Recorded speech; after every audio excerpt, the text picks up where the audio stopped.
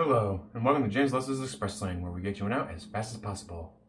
Today, I'm going over the most racist movie I have ever witnessed.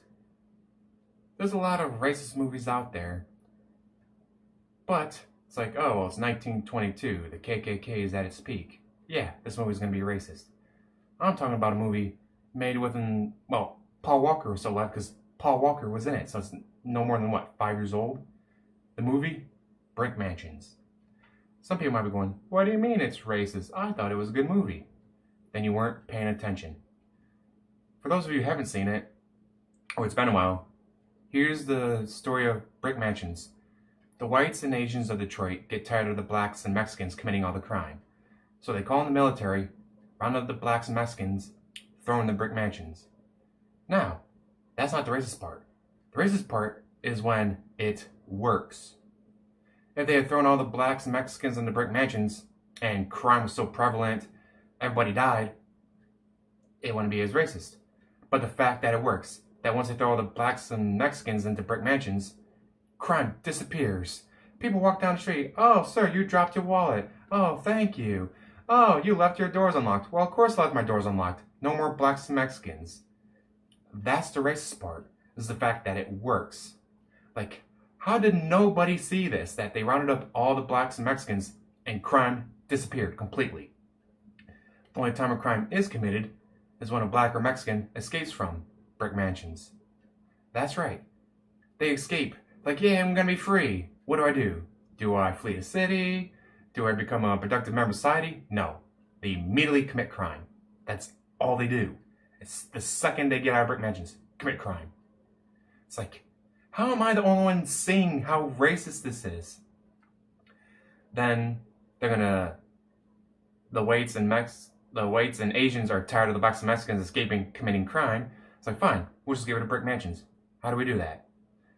Well, their plan is leave a bank truck with an eye line of brick mansions. Sure enough, the blacks and Mexicans steal it. It's not like, oh, here's a food truck because you have no grocery stores or banks or hospitals because without whites and Asians, everything's shut down, which is another part of the movie. Without any whites or Asians to run things, everything inside brick mansions shut down. There's no schools, there's no hospitals, there's no stores, nothing. Just raping, stealing, looting, murder. That's all that happens. It's like, how am I the only one seeing how racist this is? But anyways, so yes, they put a nuke in a bank truck. The blacks and Mexicans immediately steal it. And they're like, all right, we're going to hold the city of Detroit ransom. Give us this much money or we'll nuke this city. It's like, obviously you don't understand how nukes work.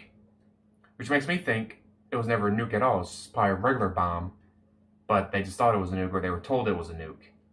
Because, I don't know about you, but, oh, you nuked, though, 3 blocks away. Well, guess what? The radiation fallout's still gonna hit you.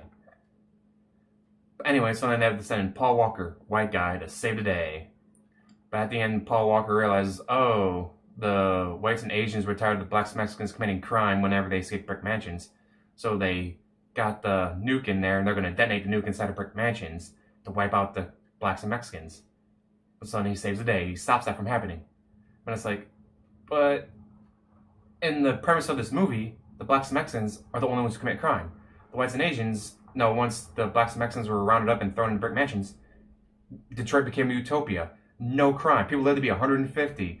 Just walk around like, oh, what a beautiful day. There's no need to lock my door. None of the blacks and Mexicans are going to be out and about. It's like, how is this movie this racist? And how am I the only person who seems to have noticed this? Like, I've not seen anyone else go, wow, that's really dark and horrible and racist.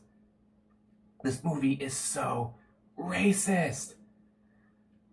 And it's like, at the end, it's like, oh yeah, they're going to free the blacks and Mexicans. Like, but they're the only ones who commit crime. So you just destroy Detroit. Detroit's not going to become a cesspool that it is right now.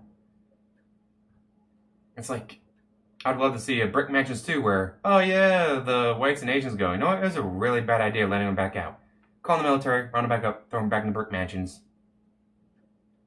Because, like, at the end of the story, it's not like dinosaurs like, and then the blacks and the Mexicans learned their lesson and decided to be productive members of society. No, it's just, nope, they opened the doors and the blacks and Mexicans flooded Detroit. And again, the whole premise behind this movie was the whites and the Asians got tired of the crime, so they rounded up the criminals, threw in the brick mansions. It's like, and how am I the only one who notices how racist this is? Really, there's not a single white or Asian person in brick mansions, because none of them have ever committed a crime ever, according to this movie.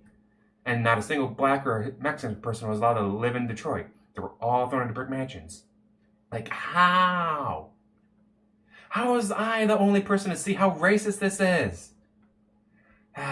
Enough of this rant. Like, subscribe, comment down below, and have a wonderful day.